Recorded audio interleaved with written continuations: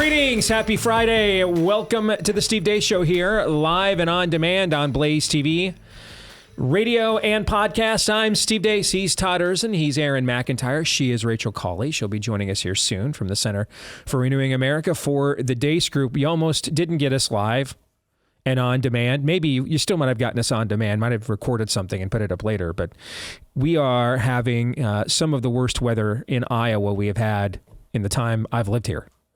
I can think of only one other time that we almost were not able to pull off a show. The weather was so bad. And that's something that I still am stopped at malls and Hy-Vee grocery stores by people who remember when I was stranded at WHO radio for 3 days because of that storm we had in 2009. That's 15 years ago. So we've had back-to-back massive winter storms that are going, the second one going on right now, blizzard warnings all weekend. We're going to have record low temperatures for this caucus, approaching minus 20 degrees Fahrenheit air temperatures. And Aaron, you arrived today to begin to work to prepare the show, and what happened with you made it through with the 4-wheel drive, and what happened? I gave myself a helmet sticker in my Subaru, a helmet sticker. I got in and put my key card up to the security thing. It beeped. It's not opening. Did it again, didn't open. Tried to call for a passcode with the building manager here. Passcode didn't work, so yeah, the unit just basically crapped out. We had to have someone drive a live key from about 40 minutes away in this weather. We just got into the room here, 15 minutes ago? Yeah. Right. So when we get to the Deace Group here in just a little bit, this is going to be a little bit more of a stripped down version. Won't have quite all the bells and whistles you are accustomed to with that. We will have Bleep Lord Nefarious Says. Aaron was able to finish that before he left yesterday, but he normally would have been in this morning to finish the other 3 intros and the rest. So this will be a little bit more informal and stripped down, but that's okay. I mean, the quality of the analysis and content will be just as mediocre as you are accustomed to. So we are looking forward to that. Looking forward to Feedback Friday coming up next hour on the show. Also looking forward to next Thursday. We're starting our new series, our first Theology Thursday series of the year, and it's the Bible study that Dr. Jeremiah Johnston and I, we put together in honor of the movie I produced, Nefarious. And so if you want to get that Bible study, go through it with us. It has both video clips and a study guide. We won't have time on the show to play the video clips because they're 10 to 15 minutes, and then by the time we play that in a segment, we're not going to have a lot of discussion time. So we're going to all assume you have seen the clips and discuss them from the study guide as we would in any other Bible study setting. So if you want to get your copy, if you haven't already, just go to Amazon.com. Know Thy Enemy, a Nefarious Bible Study is what it is called. Know Thy Enemy, a Nefarious Bible Study, available right now at Amazon.com. If you buy the study guide, inside the study guide is a code that will grant you access to be able to watch the videos. All right? For you, your small group, your church group, your whole church if you want. Know Thy Enemy, a Nefarious Bible Study. We are beginning that on Thursday.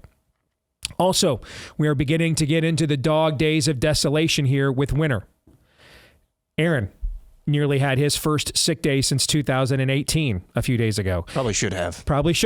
Frankly, if we weren't up against the you and I even talked about it, if we weren't up against the clock with the caucuses, we probably would have just called it and said we'll make it up later in the year. But now that we are fully immersed into cold and flu, otherwise known as sick season, make sure you have the backup of the medications you need from our friends at Jace Medical. You know, back in December, drug shortages hit a record high here in the country, maybe up to 294 medications, including things, venerable medications like amoxicillin are facing shortages right now. Doctors are saying they might be forced to make choices this winter they've never had to make before, prioritizing whom to give a prescription to based on availability.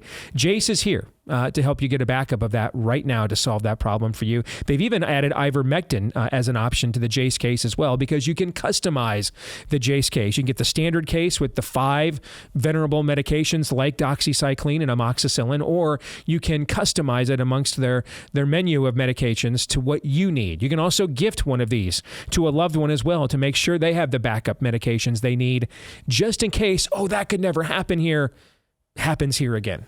All right. So promo code is Deace at jacemedical.com, JASE, jacemedical.com. Promo code Deace gets you a discount on your order. Promo code Deace at jacemedical.com. And with that, it is time for the Deace Group.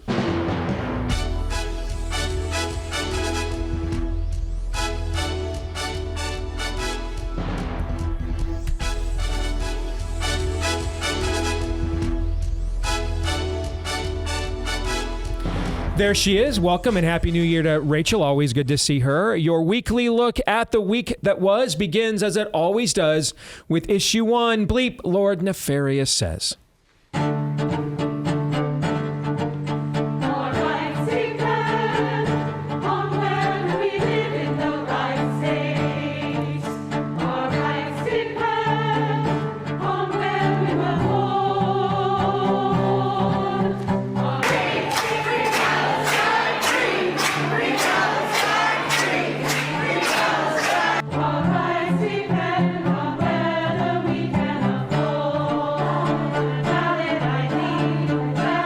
Desperate act available to him, the violence of January the 6th.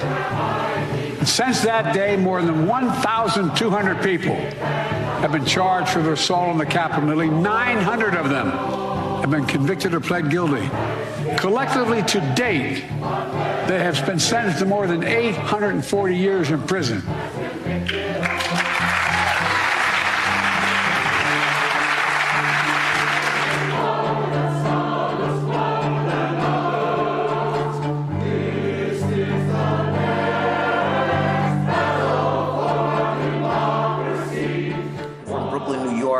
We have a diaspora that can absorb a significant number of these migrants. And when I hear colleagues talk about, the doors of the inn being closed, no room in the inn, I'm saying, I need more people in my district, but just for redistricting purposes.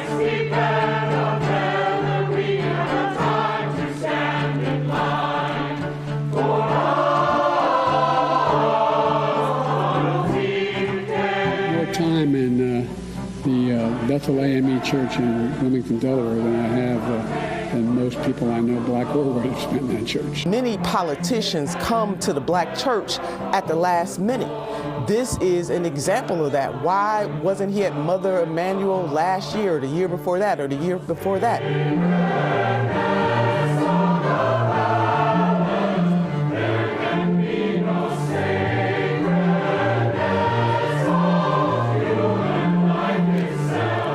So I can tell you, I'm pro-life. I'm pro-life for 2 seconds after you're born.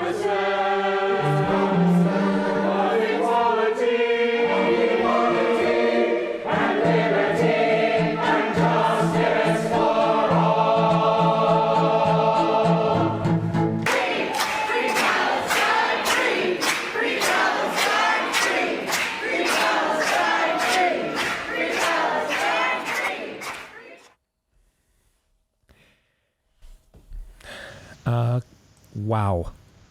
I mean, that juxtaposition was something. So glad I'm not going first. Rachel, ladies first, and the guest always goes first. Just go ahead. I have no question after that. You're up. What do you think? Aaron, that was a great montage, and I'm glad that you threw in what my honorable mention is with Gwen Moore saying the pro-life after 2 seconds. Absolutely ridiculous. She, along with Yvette Harrell, it was the week where Democrat female members of Congress really said the quiet part out loud. But I think for me, the one that of all that montage that got the most under my skin was the Nazi speech that Biden did, bragging about the incarceration of political prisoners in our country. At the very same time, we're seeing with our own 2 eyes, America seeing the video footage of just how wrong and how disingenuous this whole witch hunt has been, not only for the political prisoners, but President Trump and all the defendants. But then at the same time, his DOJ is announcing, hey, we're going to start rounding up thousands more that didn't even go inside the Capitol. That to me was so infuriating. It was the most brazen acknowledgement that we are in the era of Solzhenitsyn here in the U.S. that I think I've seen him do thus far. Yes, you're right. And I remember when he gave that speech in front of the red backdrop before the 2022 midterms, the Khrushchev impersonation of shaking your fist, man. And that was another reason why, man, I'm sitting there on the Blaze set, election night 22, with the Tiger Woods red shirt, waiting for the W's to come raining down, thinking there's no way the American people are going to stand for this. And they kind of did. Todd. Aaron, brilliant work. Yes, it was. Absolutely brilliant work. Are you sure about that? Because I'm not. So who was that symphony? That was the All Souls Choir from some Universal Unitarian Church in Washington, D.C. Mm-hmm. Okay. This is just me. This is Todd. But I'm going to say something. It's not an order or anything like that, but it is 1 + 1 = 2. These people are now putting their crazy to song. Okay? Look that in the eye. Don't laugh. Don't laugh. I'm trying to stifle my laugh just a second. They're not college kids who are just doing some doofus thing. They're masked. They fully believe what they say. And we still say things our side as the children of a country born out of the revolution. And we forfeit all of the high ground that caused people to say lives, fortunes, and sacred honor. I'm just telling you that in that song, if you don't fundamentally understand it, and unless you do something and do something very quickly about this, if you keep saying things like violence is not the answer, you are going to be shown in a very stark and harsh way that it is, but you won't have any weapons on the side. They're going to bring this exactly there. They're going to knock on your door. They're going to take your children away. They're going to hurt you, and they're going to enjoy it. So right now, use the means at your disposal without violence to do something about it. Otherwise, it is coming for you, and I'm certain of that. These people hate you. When they're putting it to sound, when they've got a soundtrack in their very hearts to the crazy in their heads, it's coming. I believe we just got a reminder of this about 45 minutes from here in Perry, Iowa. Yeah. Yes. Just about a week and a half ago, correct? Yes. Yeah. Aaron. So my favorite part of that, I hope folks don't misconstrue what I tried to accomplish there. And yesterday, I thought what I did there was brilliant. And then today, listening back to it again, I was very uncomfortable. So I'm not totally sure one way or another. But Yes. I hope folks don't misconstrue what I tried to do there, especially those watching this, because the visuals, the lyrics that you're hearing on top of actually what's being said is 180 degrees opposite. My favorite part was Biden's speech. How did you liken that, Rachel? Just going full on Soviet. Mm-hmm. We tossed all of our dissenters in prison. Meanwhile, that choir is singing about some people are being punished for crimes at a greater amount than others, something along those lines. That's my favorite part. I'm not doing that to point out hypocrisy. We tried that game. So conservative media does that game every single freaking day.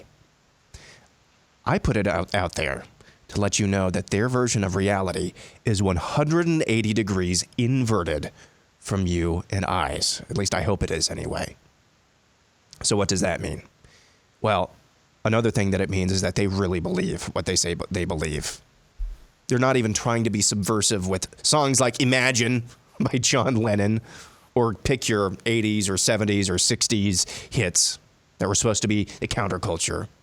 Subverting the prevailing culture. No, they're just going out there like the cult that they are, and just doesn't matter. It doesn't have to rhyme. This is just our mantra. They truly, truly believe the words that are coming out of their mouths.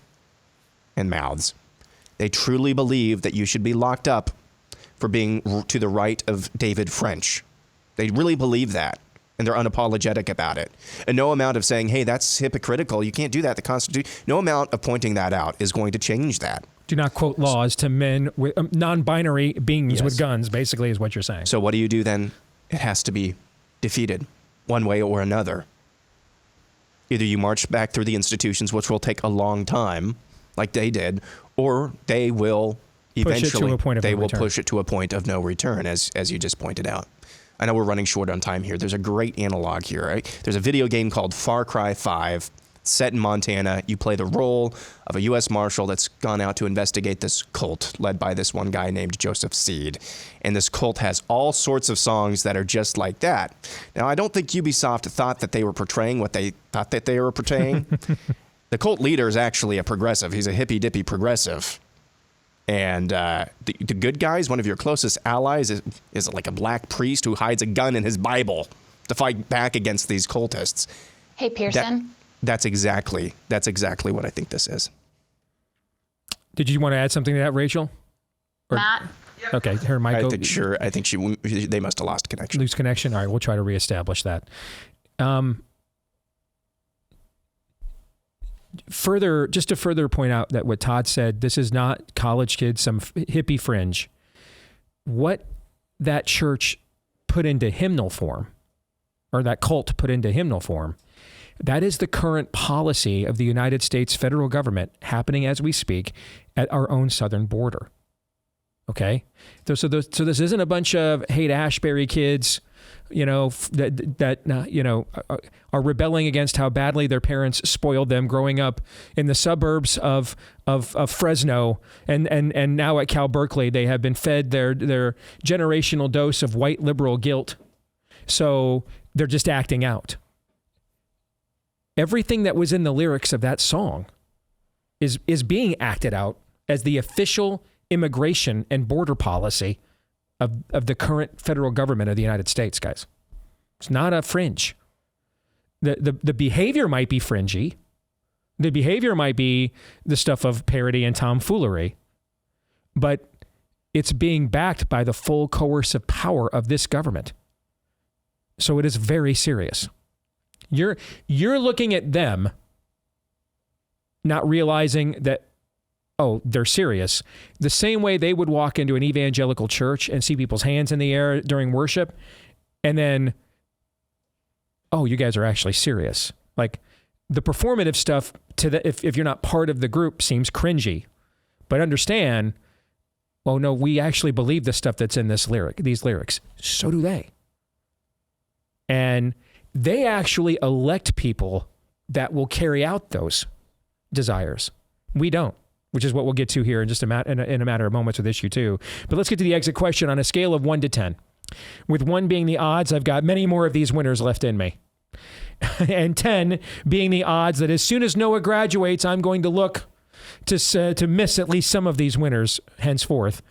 Rank this week's level of total depravity, Aaron. It's going to be a 10. Todd. 10. And do we have Rachel back? No? Not All right. yet. All right, let's go right to issue 2. Is it time to vacate the speaker again? This clip from Chip Roy on our show earlier this week made national news. But then fast forward, and we had vacate this fall. I publicly disagreed with that. I thought it took us off the rails of the direction we were going as a group. And I think that's borne out. I think you basically thought it was firing the head coach in the third quarter. Correct. Let's finish the game. Right. Finish the game. And if we lose the game, fire the coach. Right. Then go get a new coach and figure it out later. I thought we were in the process. Let's go finish it. Well, I think that's borne out. I think we changed it and we've gotten the same result or worse. And so this bill is garbage. Okay. It is garbage. It does not secure the border. No concessions, because you'd have to make some deals, right? So do we get anything meaningful out of this at all? Well, we will know when they negotiate the riders, right? The policy riders that would get stuck in there. I am not optimistic based on what they just negotiated on the National Defense Bill that extended FISA for 16 months and basically got rid of all of our DEI and CRT stuff. So I don't think they would succeed. I'll reserve judgment. If they totally botch it, we get no policy reforms and we're spending at $1.66 trillion. I don't know why we would keep him as speaker. I just got to be honest. I don't know why we would do that.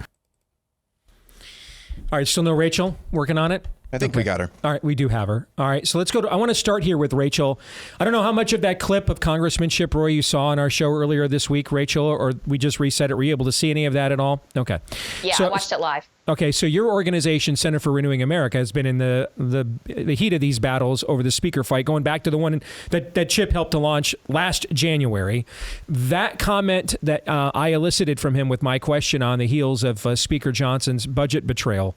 I'm still getting Google alerts from virtually every national media platform, right and left in America, is writing about his clip on our show. So let's start there. Is it time to vacate the chair again?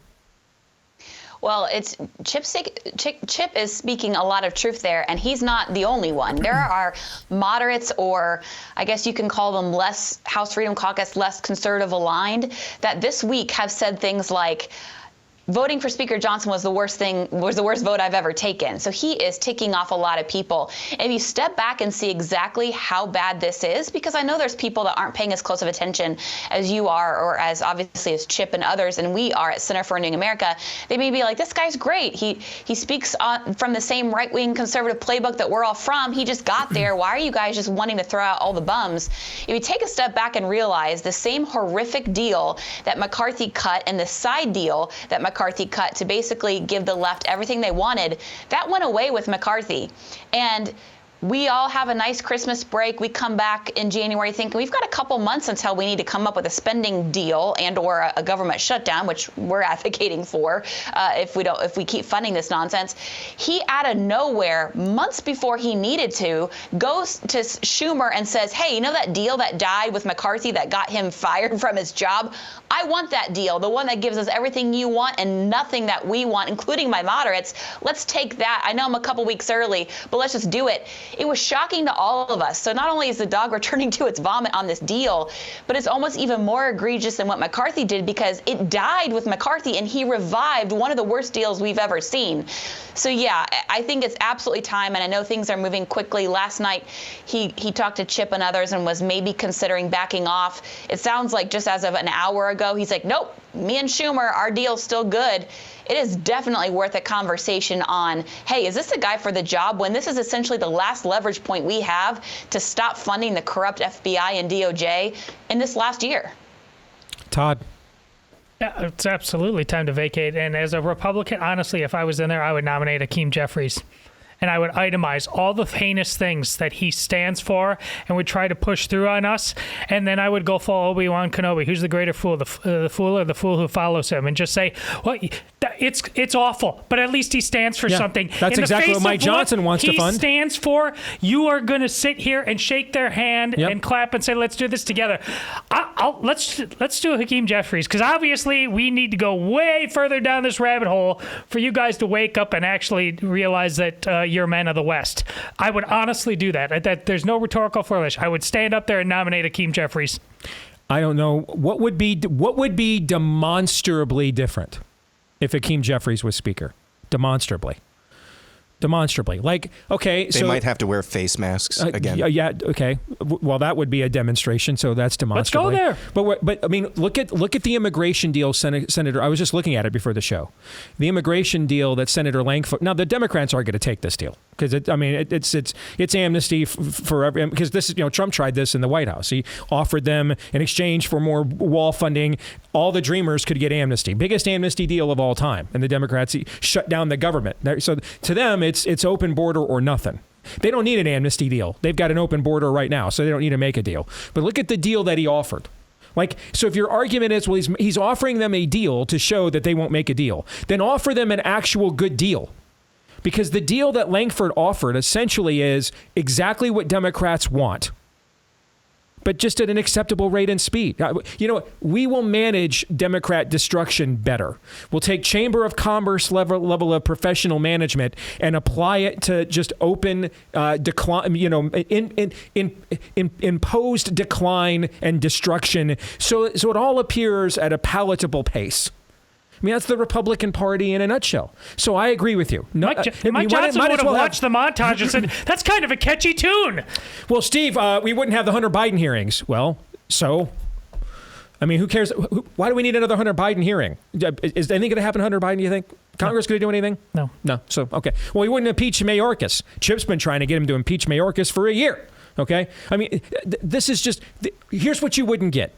If under these Republicans, if Hakeem Jeffries was Speaker, here's what you wouldn't get.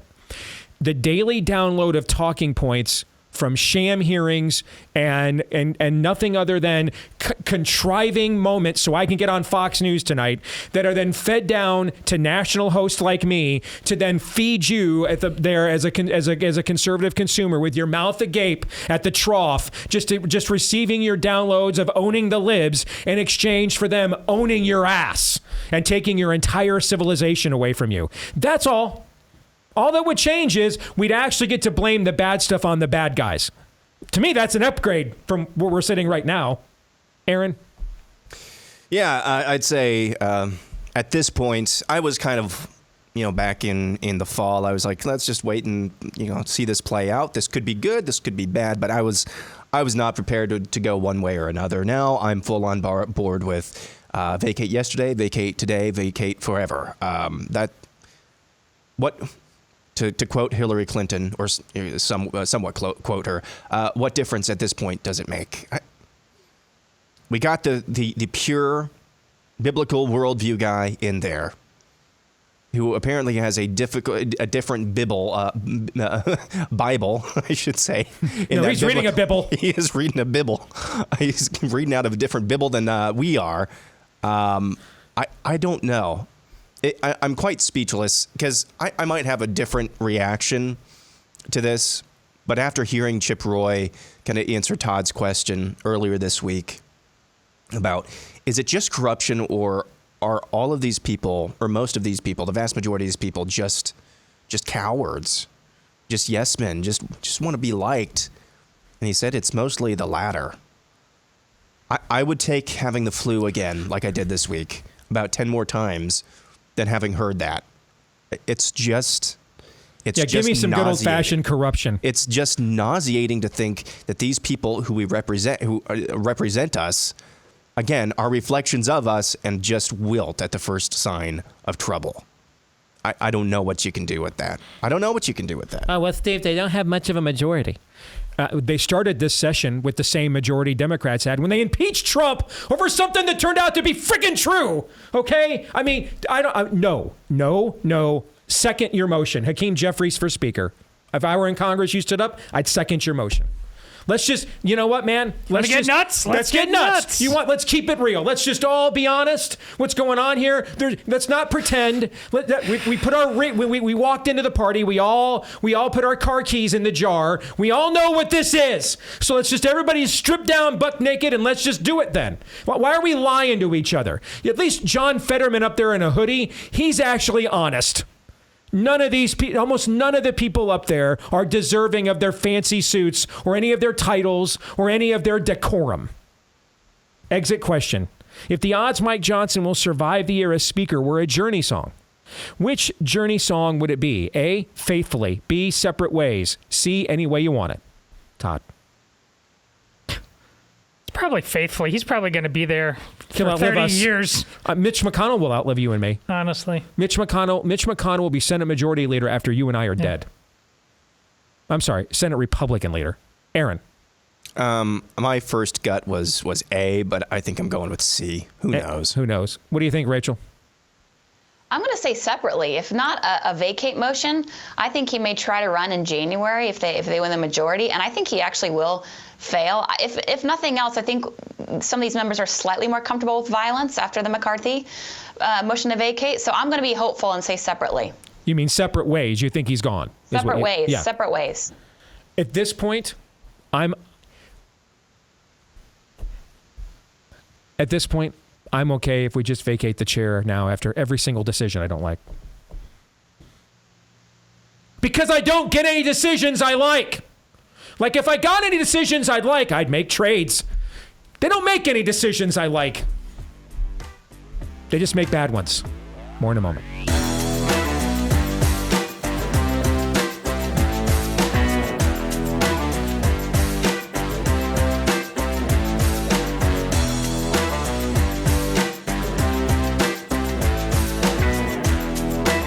All right, back here on the Steve Deace Show.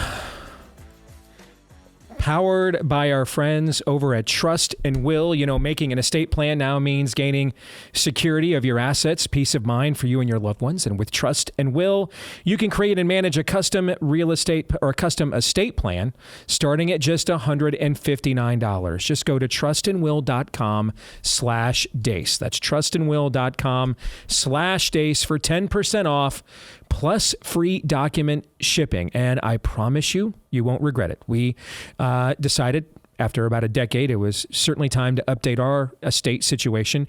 So Amy handled this last year via Trust and Will. And I didn't even tell her they were a client. I just said, hey, heard about this new company. It's only $159. Go try it out and see how it works, you know. She came back, gave it rave reviews. And I said, well, good, because they're talking about partnering on the show. So I wanted to know how it went. So from our own experience, they did a phenomenal job of making complicated estate planning less confusing and giving us the peace of mind to know that we have created an estate plan that works for us via Trust and Will. An overall rating of excellent, thousands of 5-star reviews over on Trustpilot. You can secure your assets, protect your loved ones with Trust and Will. Get 10% off plus free shipping of your estate planning documents by visiting trustandwill.com/Deace. That's 10% off and free shipping at trustandwill.com/Deace. trustandwill.com/Deace. All right, for issue 3, as we welcome back Rachel Cauley here from the Center for Renewing America on the weekly look at the week that was, the Deace Group. For issue 3, I want to show you guys this graphic that I saw presented earlier this week. This graphic is the percentage change in diagnoses of gender dysphoria in America from 2018 to 2022. All right, so there you see Virginia. Obviously, that's an area that you would know well, Rachel. A 274% increase in the state that hovers over our nation's capital. 274% increase. That's even twice what we've seen in California with a 102% increase.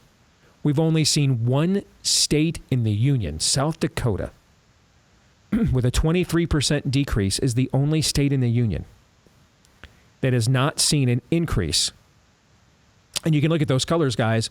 We're talking an increase of like 30% or more as the baseline.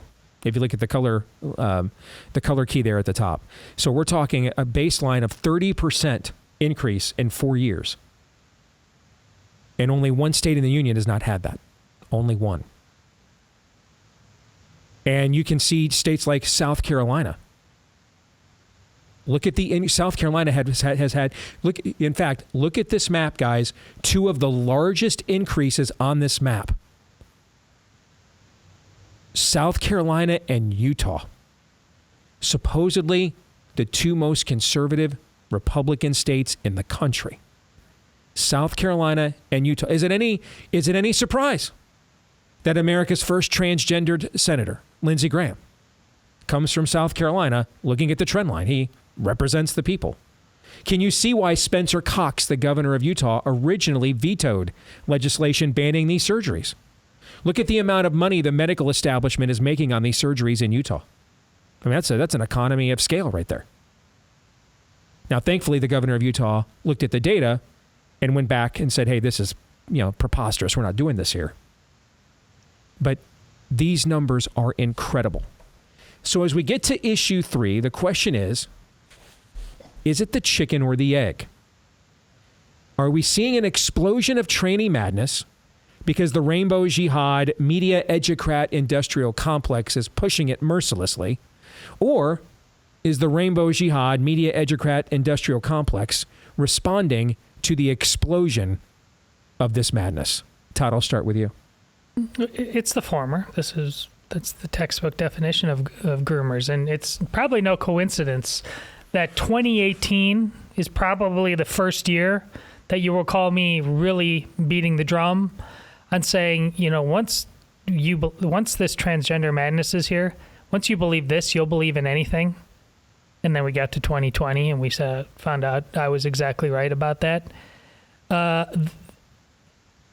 And all the more, if you discovered this in a country that existed 5 minutes ago, the right answer to this is honestly you start arresting teachers, doctors, professors that are responsible for this, and you show them your collection of millstones, because that's how drastic what is happening is. A cult of personality is being formed that now brutal honesty, folks. The rest of, if you're my age and Steve's age, we are now 40 years in the desert territory.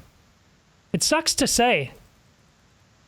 But you don't just turn this around at a dime. They are purposely destroying children's lives in a way that nothing short of a miracle will fix. They want that zombie apocalypse because they know the chaos it creates means that they have to swoop in and take power and never give it back. Headline yesterday. 7 Texas men. Texas. Yep. Texas. 7 Texas men filmed themselves gang raping 2 toddlers in bathroom of Houston's Galleria Mall, where the ringleader worked, cops say. At least 7 accused pedophiles were seen in the child abuse videos, according to the FBI. Galleria Mall worker Arthur Hector Fernandez was arrested in December. Fellow mall workers had entrusted him with their toddler's care. Texas. I won't say on the air how any other previous generation of Texans would have responded to this kind of behavior just being openly discussed in their midst, because it would get us taken off the air and everybody else that we're on the air with here at the Blaze. But I think we all know the answer to this question. Mm-hmm. Yeah, I think we all know, which is why, by the way, no other previous generation had this kind of behavior going on at the mall. And we do. Rachel, your thoughts? Steve, when I saw that map that you pointed out earlier in the week, I had the same reaction. First of all, my home state of Indiana was the second besides Virginia. It's a 250 or something % increase.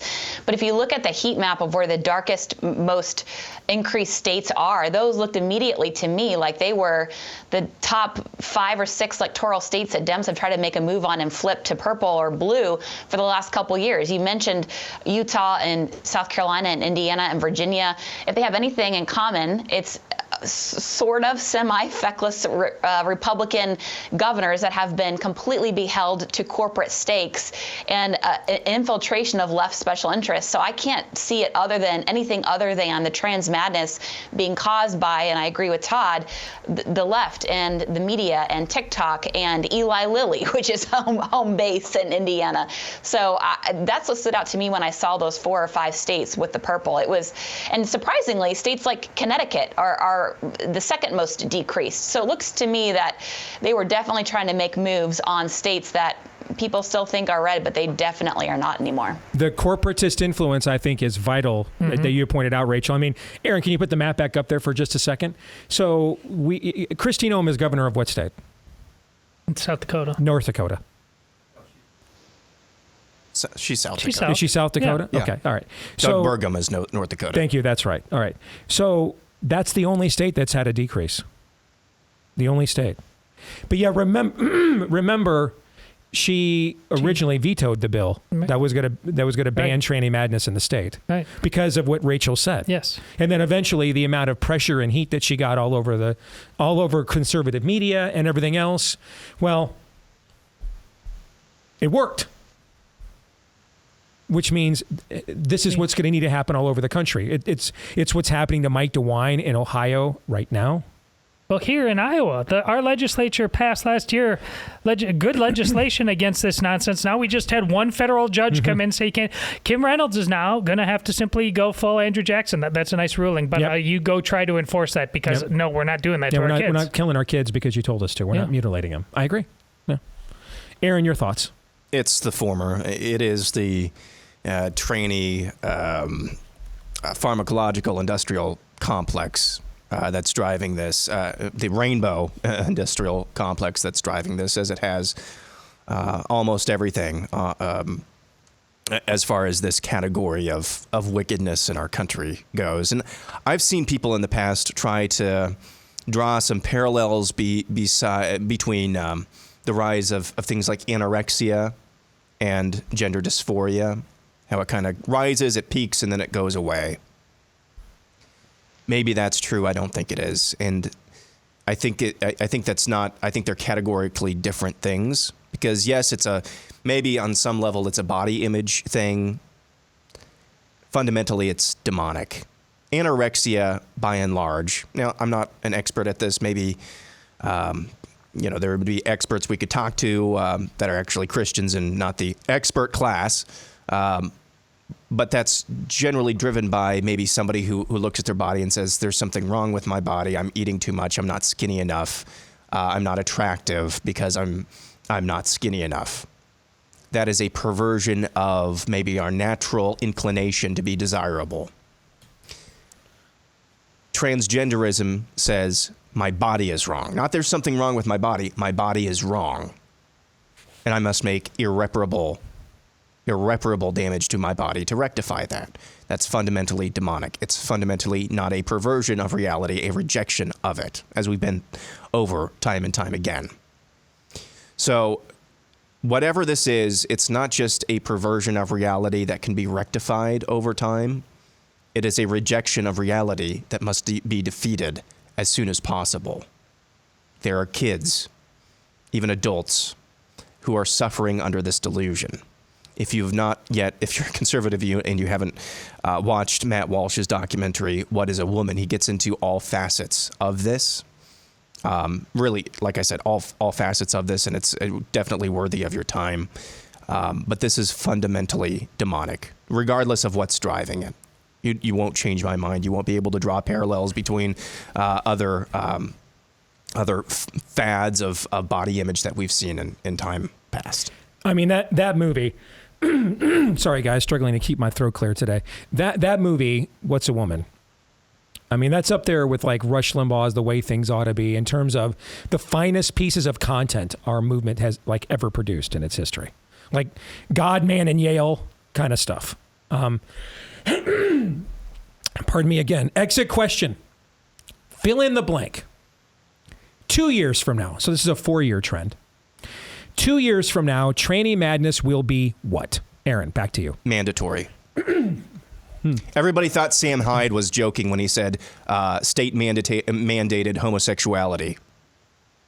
We have Pride Month. We're flying the Rainbow Jihad flag over our embassies. I mean, once you have state sanction, the next step is obviously state mandated. Yeah. Because we all know that these kinds of movements have reasonable goals, and once they achieve them, they don't try to push the boundaries anymore. Yes, that's the world we live in. Yes. Todd.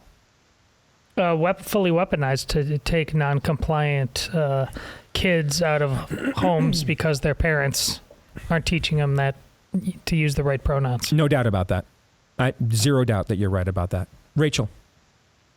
I was going to say weaponized. I was also going to say possibly turning into more acceptable pedophilia, which we've all been saying is trans may be boring. That's why I read the couple Texas years. Story during this segment, because that's the logical conclusion of this. Yep. Yes. Yeah, trans is going to be out in 2 years. It's now with bring on the pedophiles.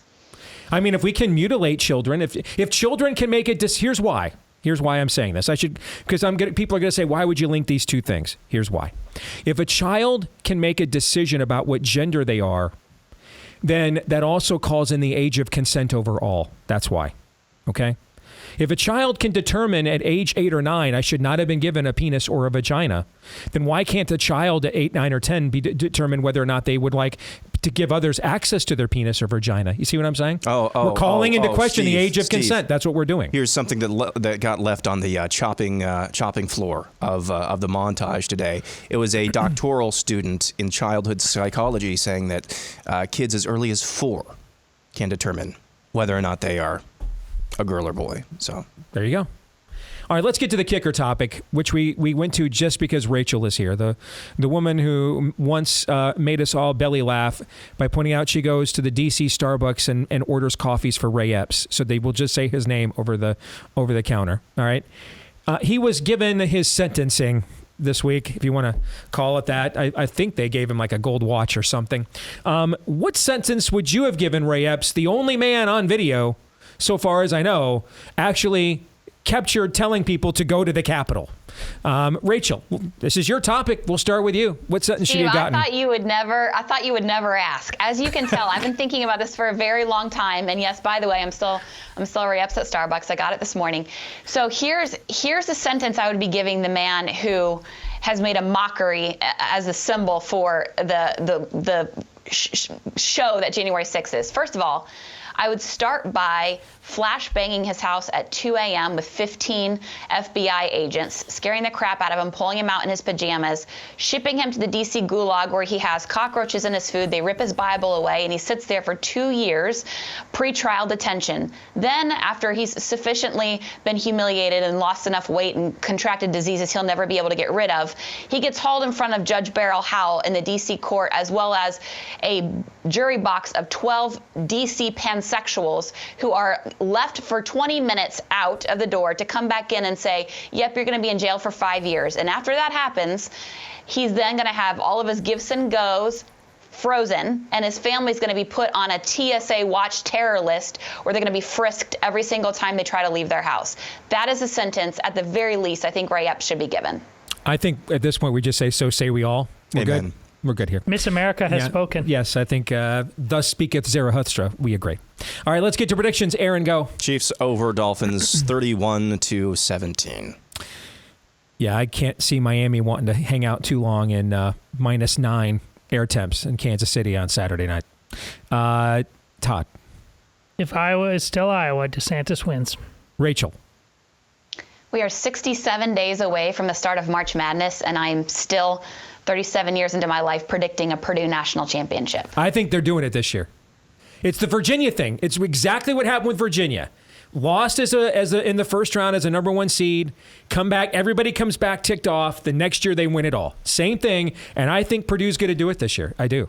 From your lips to God's ears. And plus I bet it, so I'm hoping it happens. I am predicting Iowa. Well, I predict this before all the weather, but I think it's going to be well south of 160,000 now, with the weather and everything else that's going on. So, Rachel, good to see you as always. All right, God bless. Take care. We will come back. Feedback Friday is next. Stay tuned.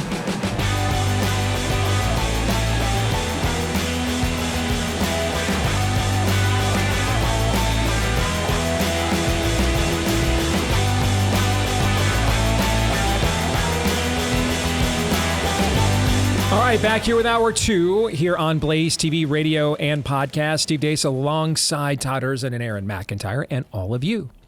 And you can let us know what you think about what we think if you want to email the show, steve@stevedeace.com. That's DEACE. That's one way to get access to the show inbox. Some others, you can like us on Facebook, MeWe, and Gab. You can follow me at Steve Deace Show on Twitter, Getter, Instagram, and TikTok as well. And again, the last name is DEACE. If you're a podcast listener, thank you so very much. We appreciate you. You are a big part of this audience, maybe the biggest part, in fact. And so if you wouldn't mind, please leave us a 5-star review if you have not already. And if you have, thank you very much. We are humbled. Appreciate it.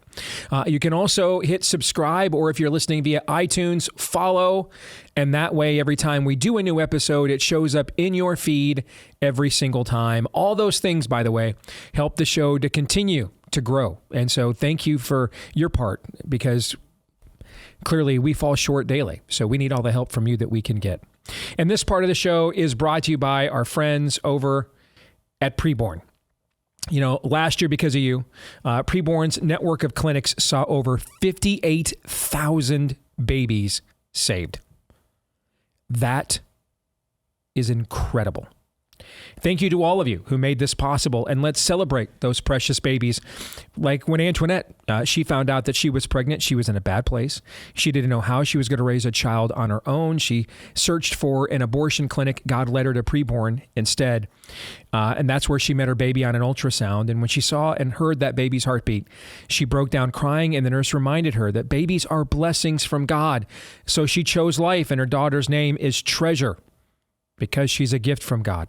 Daisy and her husband, another example, they never wanted to have kids. When she found out she was pregnant, she immediately thought abortion. But after her and her husband met her baby on an ultrasound, heard that heartbeat, their hearts melted and they chose life. Her baby, Jeffrey, is healthy and beautiful, and Daisy and her husband cannot imagine life without him. These are just some of the stories that you helped to make possible last year. So if you want to make this year even bigger in the cause of life, did you know just $28 a month can be the difference between life and death? That's all an ultrasound cost, even with Biden inflation, is $28. When a mother meets her baby on an ultrasound and hears that heartbeat, it's a divine connection that doubles that baby's chance at life. So let's join together and help mothers choose life, both for themselves and their babies. Just dial pound 250 and say the keyword baby on your mobile phone. Pound 250 keyword baby, or keep it simple. Do what we do at the Deace House when we donate. Preborn.com/Steve. That's preborn.com/Steve. All right, you guys ready for some Feedback Friday? Indeed. Sure. I want to begin with a note I received this morning from old buddy of mine, Jason Heyman, just a good old-fashioned Iowa farmer. He has been involved in activism around the state off and on for many, many years. I mean, if you ever met Jason, just the quintessential Iowa farmer. All right, just a dude. There's going to be many DeSantis caucus captains that will be listening to your show on Monday, he says. And this is part of the message I'm going with at my precinct site when I get up to speak. So a lot of you keep asking me, and we've done this many times, so let me just do this briefly, have asked, hey, again, how does this work?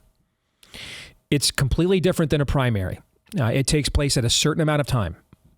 You have to be at your precinct location by 7 p.m. Doors are locked. No one gets in or out until we're done.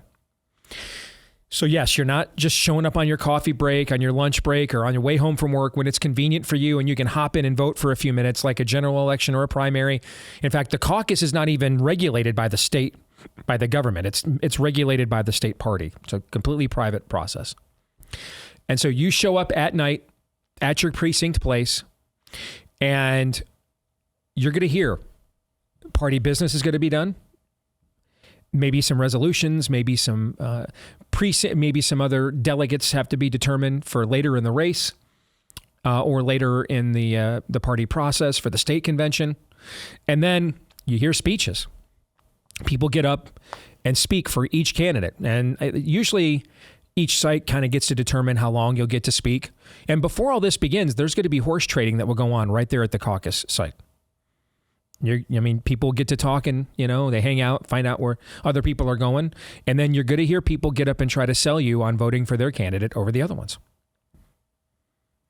And so this is at a minimum a 30-minute, it takes about 30 minutes in total, not counting the time it takes to get to your precinct. So we're probably talking like an hour minimum. Yeah, because your precinct's close to your home, although in this weather, nothing's close to your home.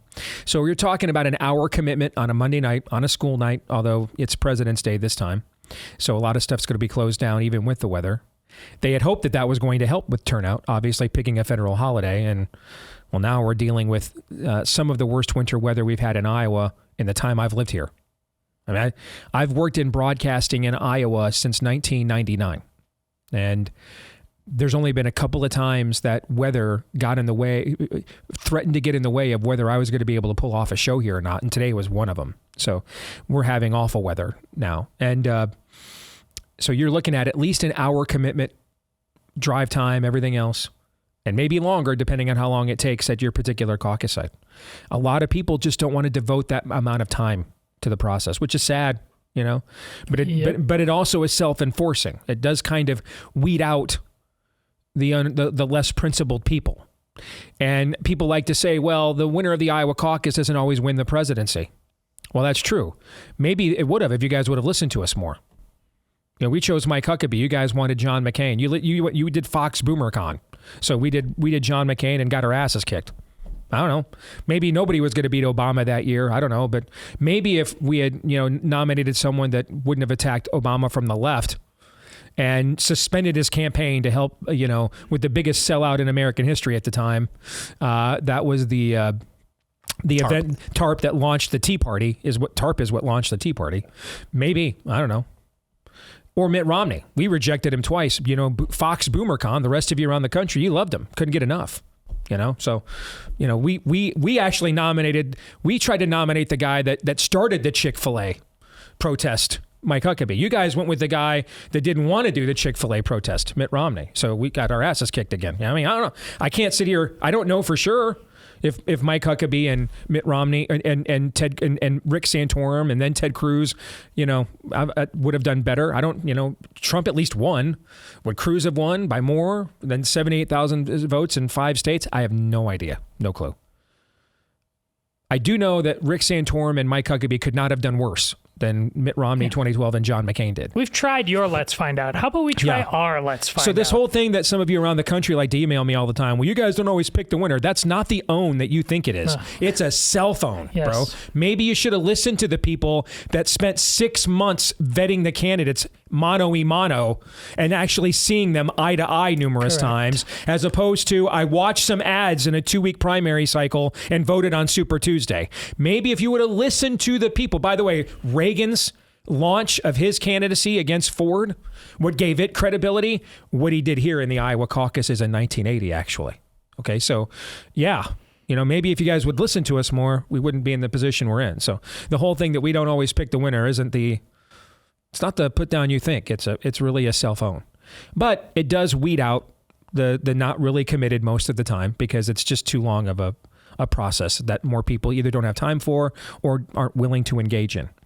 Now, the highest amount of people we've ever had vote in an Iowa caucus ever was 187,000, just under 187,000 in 2016. I already thought there was no way we were approaching that based on what I'm seeing on the ground. But I mean, based on this weather now, I think, I predicted a few minutes ago during the Deace group, 160,000, it would be under 160. I'm thinking maybe I undersold that. We might be under 100, well under 150. We're going to have blowing snow well into tomorrow, Saturday. Around the more populated areas of the state, those roads will be cleared. But in the rural areas, by even Monday night, not all roads are still going to be cleared by then. And here's why that matters greatly. We are a largely rural state. We have more rural surface area than we have urban, suburban, and exurban surface area. And there's at least 30 rural counties in our state that voted for Obama once or twice that have voted for Trump twice. So he needs huge turnout. Trump does in those rural areas. So we'll see. We've never had weather like this for a caucus. I'm not entirely sure what it will do. I know the notion is, well, aging boomers don't want to hit the snow and the ice and that'll hurt Trump. Yeah, but I could also see families with kids not want to take their kids out in this either, and those are the people that would probably vote for a DeSantis. You know what I'm saying? I don't really know what it will do. I did think, real quick, before I get to Jason's note, I should have mentioned this to you guys earlier and I forgot. I had a couple, so I spoke at a DeSantis event last night in one of our Des Moines suburbs. It was jam-packed. -10 outside, so many people in the room, it was 90 in the room, it was so hot. And I had 2 different, one was from CBS News and one was from Time Magazine. And so they weren't together. At 2 different times that I was there over the evening, both of these guys came up to me and said the same thing that the other guy said without knowing what the other guy said to me. They both asked me what I thought was going to happen. And I told them everything I've told you. I don't really know what's going to happen. I don't have a clue. I mean, I think as the turnout goes down, the process becomes more volatile. The fewer the people, the less people that show up, the less people it requires to have a wild swing one way or the other. I don't know. But they both told me that even though, the public branding is we're going to win by 30, they both told me that privately the Trump political people are trying to really sell the media, that their main goal is to beat the caucus record for largest margin of victory. Bob Dole set that record not in 1996 when he was the nominee. He set that record in 1988 against George H.W. Bush. He finished third in Iowa, by the way. And Dole won by just about 13 points. Which, here's the thing, though. This is where branding and stuff can come back to bite you. I'm going to tell you, you guys know I keep it real. When I endorsed Ron DeSantis in August, if you could go back and find the August Steve Deace and say, hey, man, you might get 25 or 30% in the caucuses, I'd have been devastated. Absolutely devastated at that. Now, 25 or 30%, he's going to look like a comeback kid on Tuesday morning with the way expectations are being sold on this thing now. Well, USA Today came out with some ridiculous, and I already got, so now I owe, like my $10 is already in there. Some ridiculous poll yesterday had him at 13. Dude, if they're telling you they're telling the public you're at 13 and you get 25 or 30, you look like you're the comeback kid, man. And if you've been telling people for 6 months you're going to win by 40 points, 30 points, and you win by 14, I don't know. Like if you wake up on Tuesday and it's Trump 44, DeSantis 30, I think, knowing what we know of Iowa, I know you would be disappointed. Yeah, but on a national level, I'm going to tell you right now, they're going to lose their minds. I mean, they're going to be like, what the hell just happened here?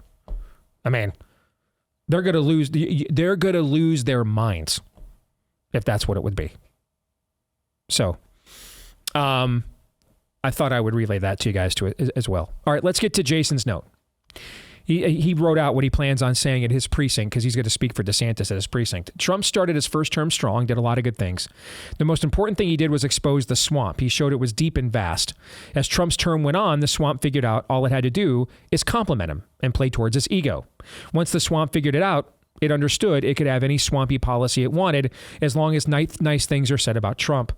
The swamp establishment have all endorsed Trump this time because they know if he somehow tiptoes through the legal minefield ahead of him and gets elected, the swamp will still get their policies with a kind word about Donald.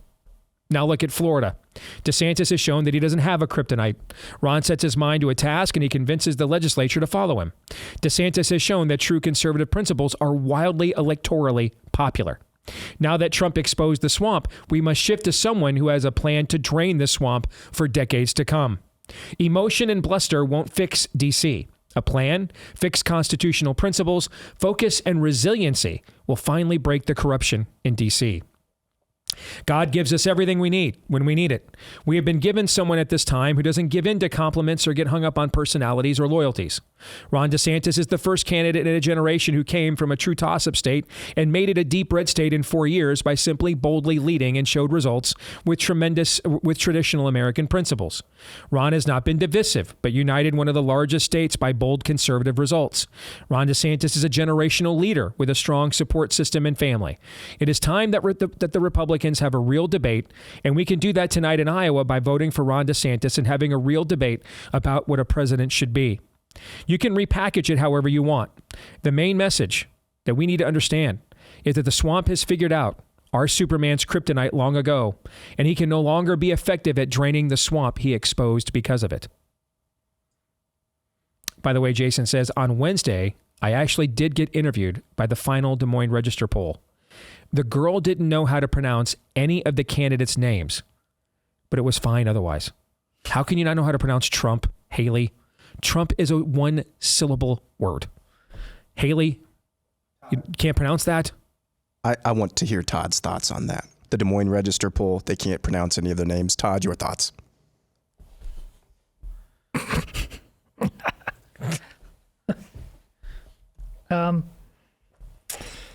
Yeah, the Des Moines Register, they don't care. It's not incompetence.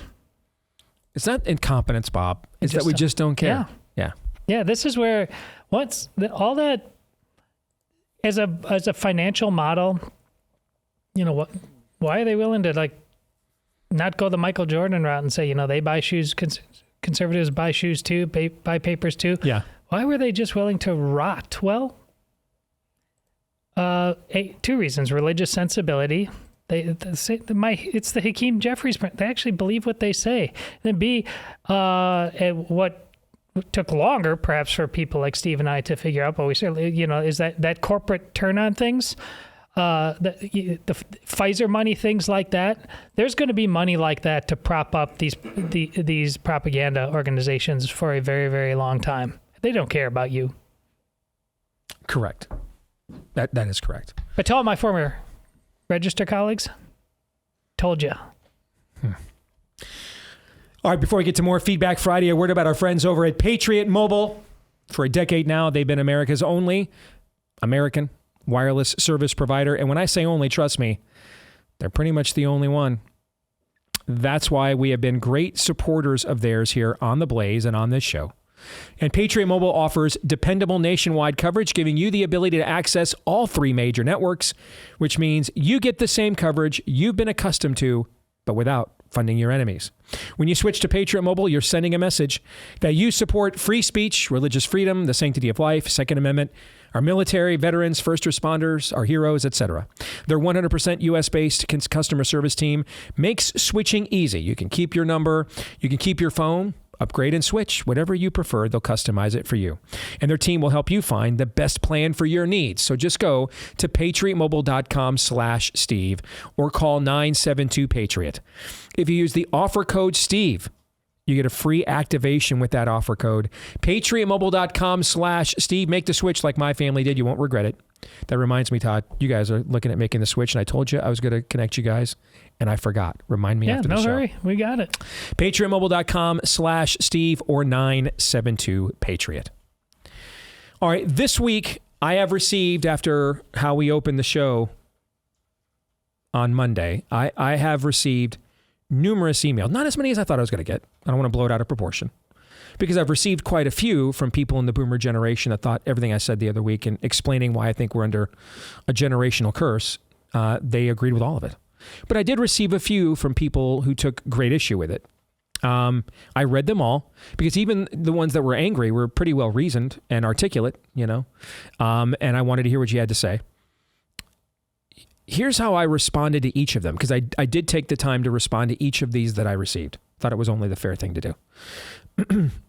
I told each of them, I don't understand why you're so offended, because I don't know you. I've never made any criticism of you. Is your name Boomer?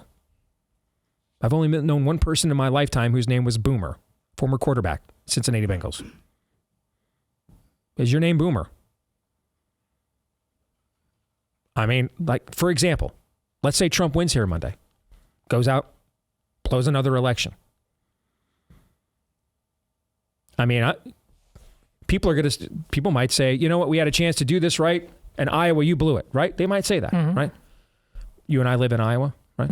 I was born here, in fact, okay. Our kids are born in Iowa, right? Yep. Born and raised here in Iowa. We've got pretty strong ties to the state, right? Yep. You going to feel very offended by that? No. No. Is your name Iowa? No. No. Did you try to do the right thing? But from what you thought was the right thing anyway? Did you try to do something different? Absolutely. So you tried to do something different. Your name's not Iowa. So why would you care? You don't care, do you? No. No. So I don't help. This is the part of this I don't understand.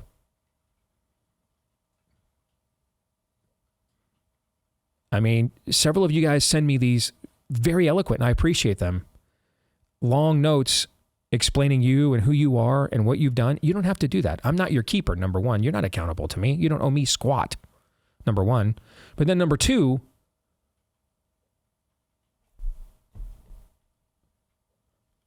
I don't understand, if you're doing those things, why you think I'm talking about you. Who's gonna put on their tombstone, Boomer? Anybody putting that on a tombstone? No? Loving father, loving husband, loyal Boomer. No one's putting that on a tombstone. I don't understand this. It would seem like the ones who are getting offended are which should be the ones I'm talking about, not the ones that I'm not. And so if I don't understand getting offended when I didn't criticize you specifically, unless you are convicted that I did criticize you specifically. And if you are, well, that's kind of a you problem. That's not a me problem.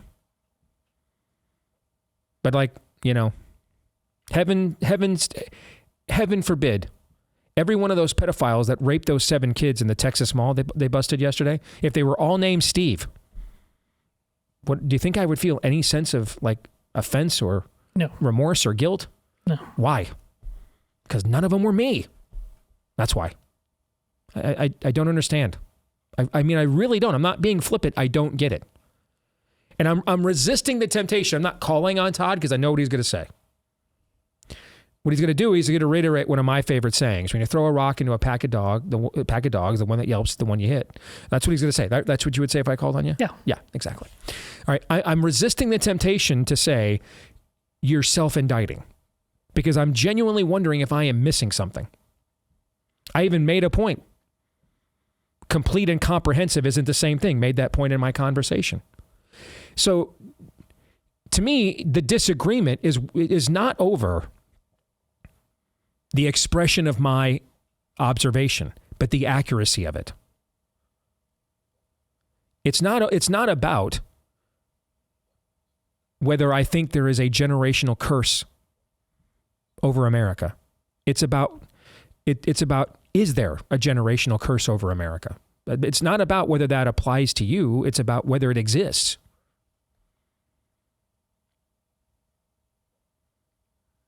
I mean, I would only contemplate if something applies to me if I was seriously under conviction that whether or not it applies to me. If it doesn't apply to me, I'm not my problem. I didn't do it.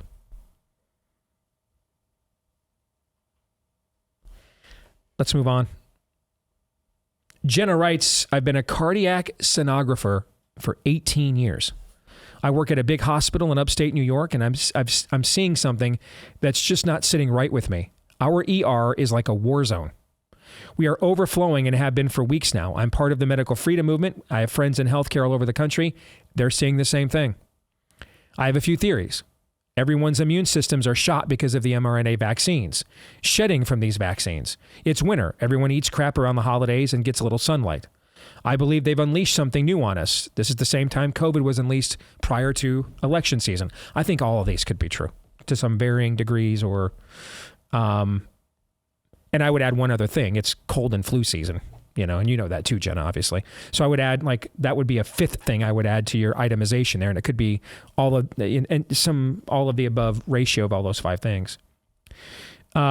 She says people are testing positive for flu, COVID, RSV, and pneumonia, but a large majority aren't testing positive for any of the above.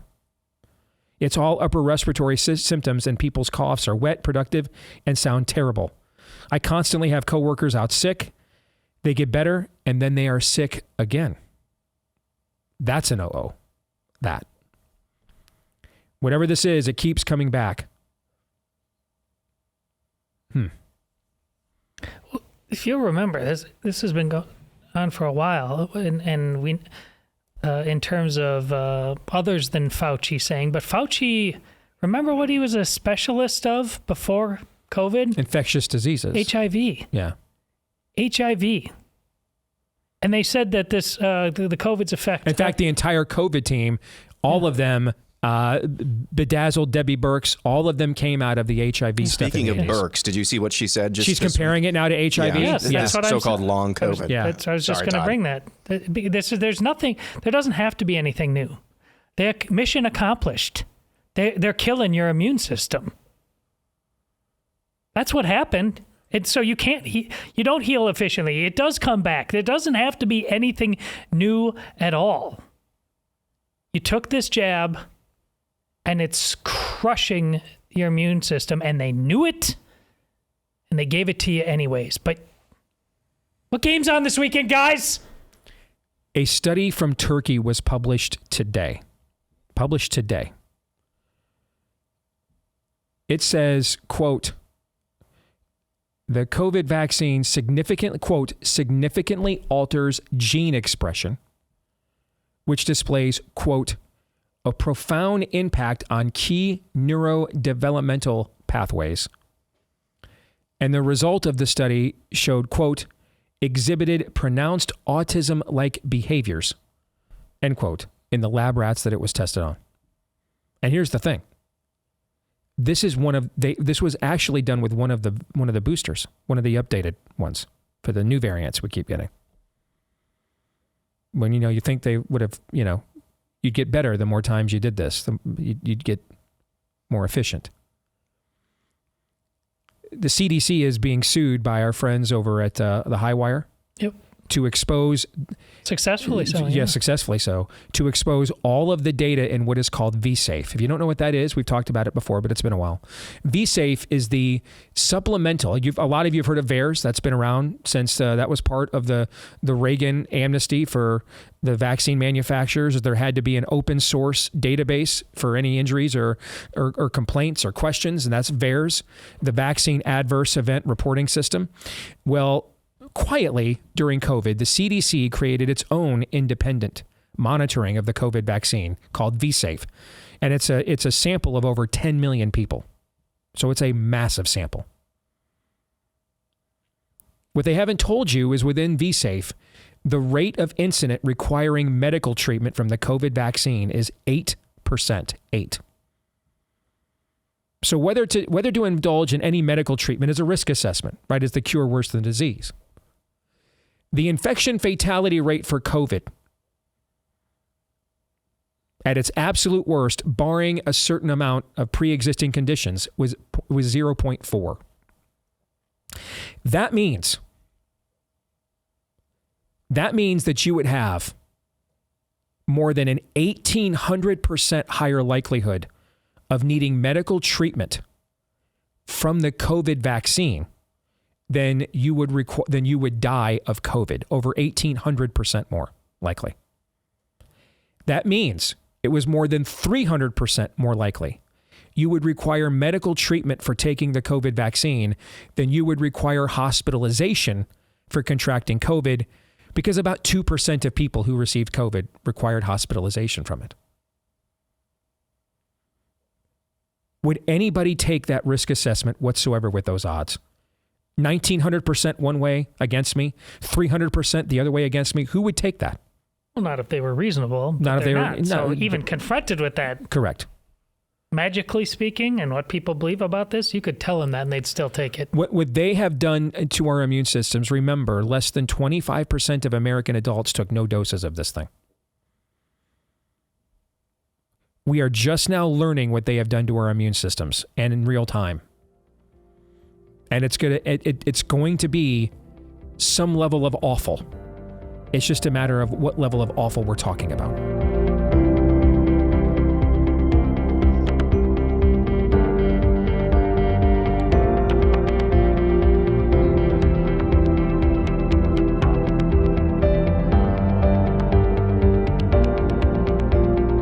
You know, BlazeTV is debuting the second episode of the docuseries Blaze Originals, where Glenn Beck traveled to the quickly evolving Liberty County, Texas, to give you the real story of Colony Ridge. Now, this is a fast-growing, and I mean extremely fast-growing, community in Texas, growing at a rate of about 200 lots a week. And based on what Glenn and the Blaze Originals team, they saw there firsthand, the overwhelming percentage of residents Spanish-speaking non-citizens, because you are being replaced. I'm sorry, did I say that out loud? Glenn even spoke with the developer, John Harris, and while he stated approximately 35,000 people live there, local officials contradicted him and estimated the actual population is more than twice that. If nothing is done about this, hundreds of thousands of people are going to be living there in just a few years, and that's where you come in. Both right and left-wing media have given vastly conflicting reports on Colony Ridge. BlazeTV could not have traveled there to get you the real story without your support. This documentary, only the beginning of our Blaze Originals series, exposing corruption and what's really going on in the country.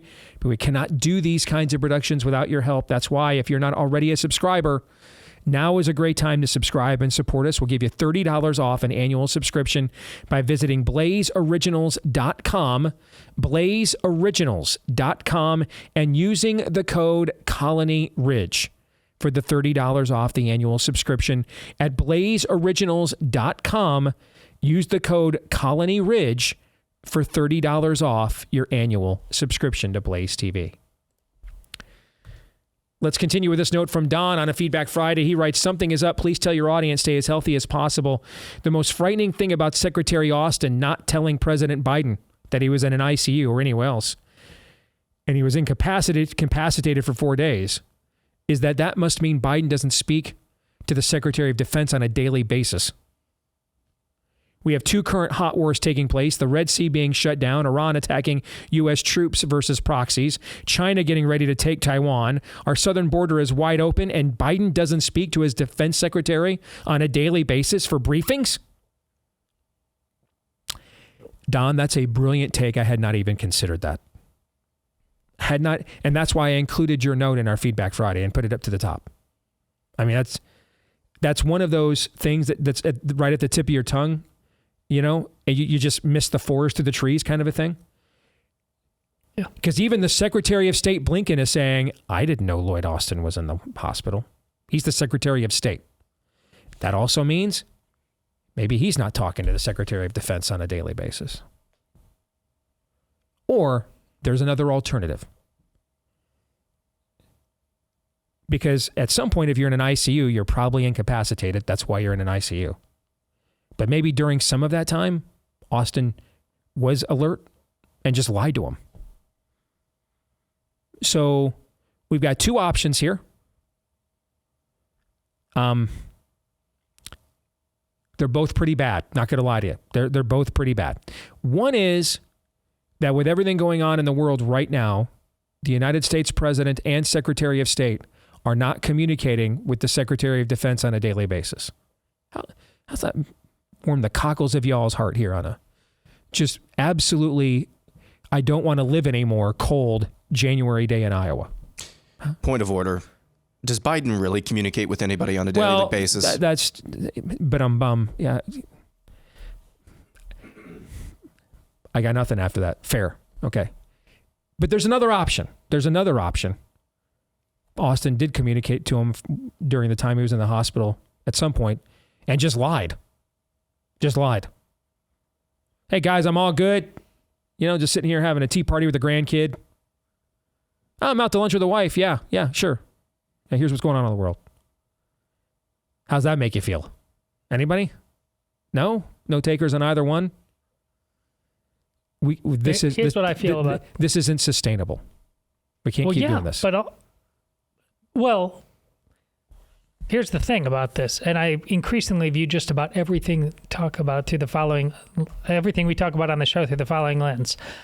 How many people of voting age in this country know about the story you just mentioned? No. It's far less than, it's like, what? Now, but here's the thing. What? You're right, of course. But in this case, that's usually not the case. Like Hunter's laptop or, no, and even do masks actually work?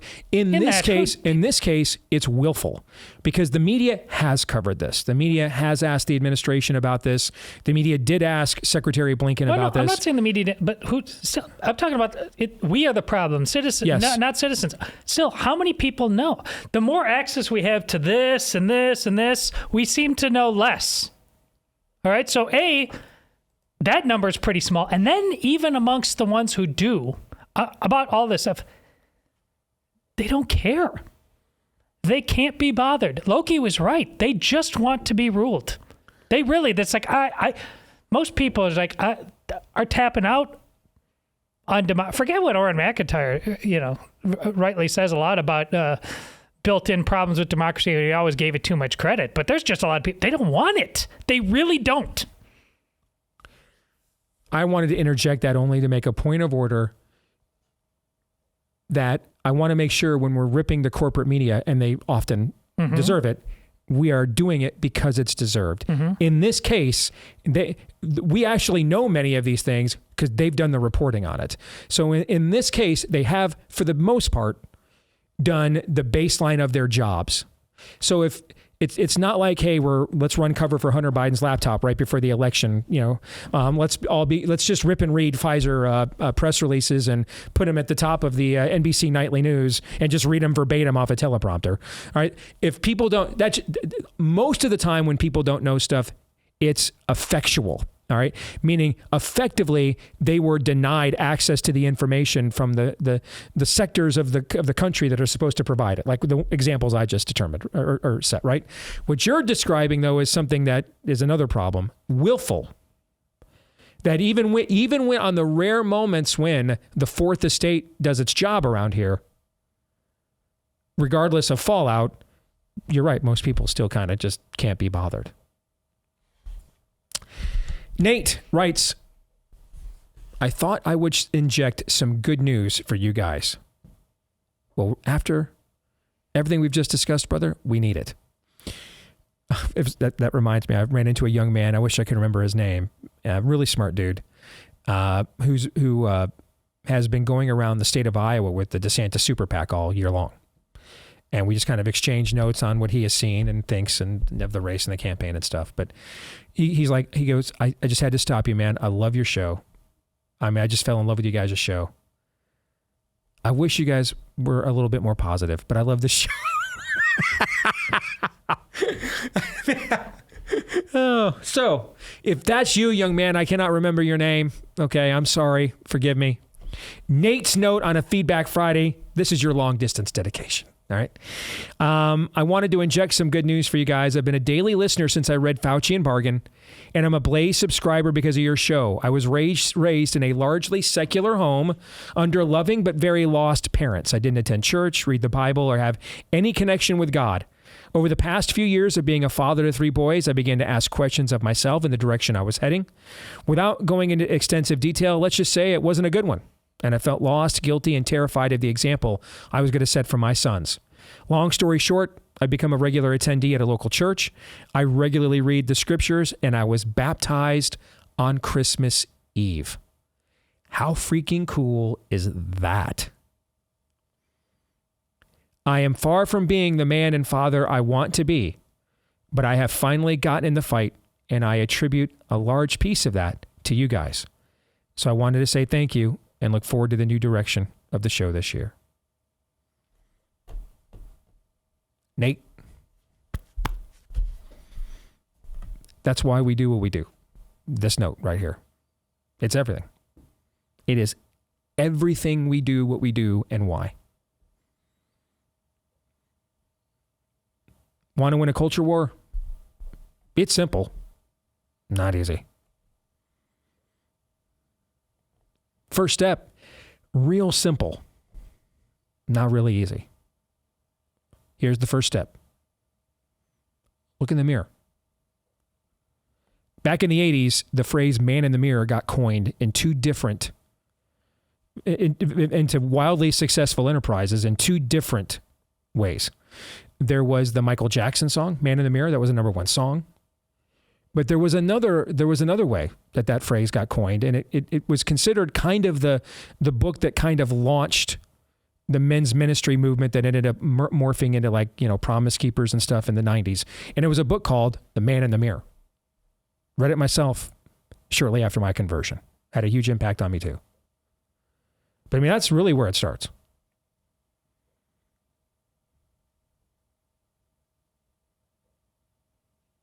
No matter who you are, what you're doing. If you're a pastor, am I really bringing my people the word? Or am I lying to myself that I'm protecting them from the tougher parts of God's word, but really I'm protecting me because I don't want to put up with the backlash? I own a business. Am I really running my business in a way that if God called me home, I could be proud of the way I treated my employees, the way I treated my customers, handled my business? Or if you're a dad, am I really setting the right example for the next generation that I want to set?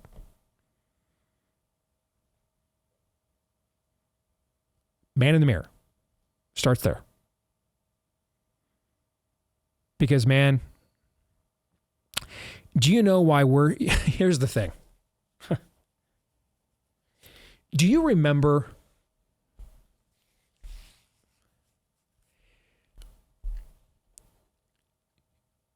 who remembers who, like, Dwight Eisenhower beat in the 1952 Republican presidential primary? Do you know? You know who John Kennedy beat in the 1960 Democratic presidential primary? No. I mean, I'm sure they were really hotly contested, but you don't remember that? No. Yeah. You know, we sweat all this kind of stuff out now because we don't look at the man in the mirror anymore. See, society's like an NFL football team. Championship teams are built from the inside out, not the outside in. My Detroit Lions drafted a wide receiver 3 years in a row, and then they went 0-16. It's the inside out, man. And that's also how civilizations are built, from the inside out. If your culture's in a decent place, kind of the name of the people, not all the time, but the names of the people wearing your uniform are not nearly as relevant as the name on the uniform.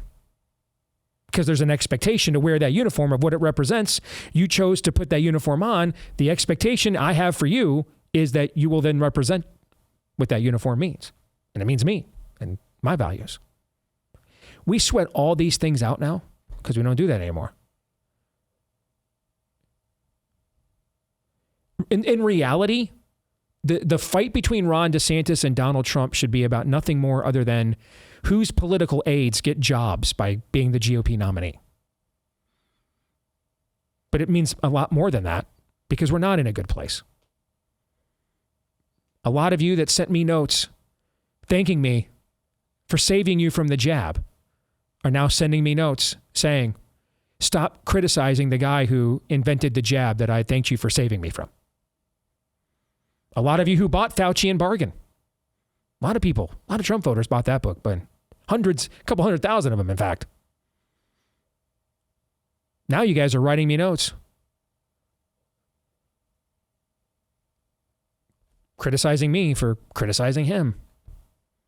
For the stuff I wrote about in Fauci and bargain that you liked. Or worse, saying nothing when he just gaslights and says, I didn't do lockdowns. DeSantis liked Fauci, not me.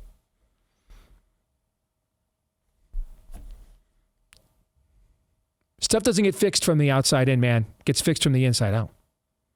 That's why our theme this year is Dominion. Master what you have been given mastery of. Control what you've been given control of.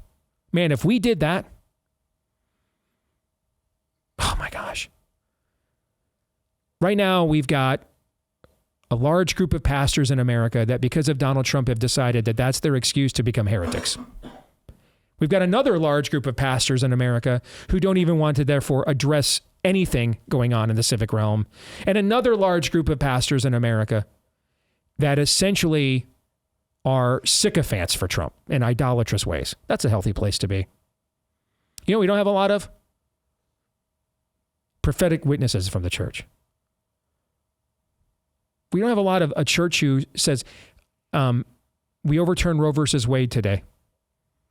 And there's several, and you know what? Thank God for that grace and mercy. And thank God that Donald Trump was willing to be used to accomplish part of that. We should give him a round of applause. If you were in a church they did that the day they overturned Roe, do you have a problem with that? I certainly wouldn't. Would you? No. But then the thing is, though, here's the thing, though. I need that same church, though. When Trump pulls I'm going to play you for a schmuck and urinate on you and tell you it's raining, like he did at that town hall on Fox the other night. I need that same church, though, because this is biblical, man, right? To honor to whom honor is owed, right? Okay. So I need that same church, though. Give him the honor he's owed. Give him the honor he is owed. Have I not done that? Mm-hmm. I have. Then you also, though, Nathan needs to go to the king and say, thou art the man. No. Don't do that. The problem is, a lot of our churches won't do either one. So, Paula White's Pope. That's kind of where we are. We can't do anything about that up here. We can do a lot about it down here, and especially in here. And here we can do a lot about it. And here. Man in the mirror. Start there. By the way, guy that just sent us that very encouraging note that we're honored to receive, guess what his name is? Nate. Often short for Nathaniel, Nathan. Closing thoughts, gentlemen. Big day coming up in Iowa. Say a prayer, not for a particular candidate. Say a prayer for the nation as a whole and its people. And all of the candidates, frankly. Yeah. That we remember our true birthright and what it calls us, who and what it calls us to be. Amen. Because at the end of the day, our birthright and who and what it calls us to be isn't just an election. It starts first in our own homes. And as you just invoked a few moments ago, Steve, the man or woman in the mirror. When we start to remember that on a granular level, on an individual level, who we are and whom we belong to and what our mission is, things will change very fast. I promise you. May not look the way we want them to right away, but things will change for the better very fast.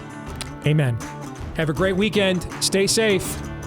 Till Monday, Romans 8:28.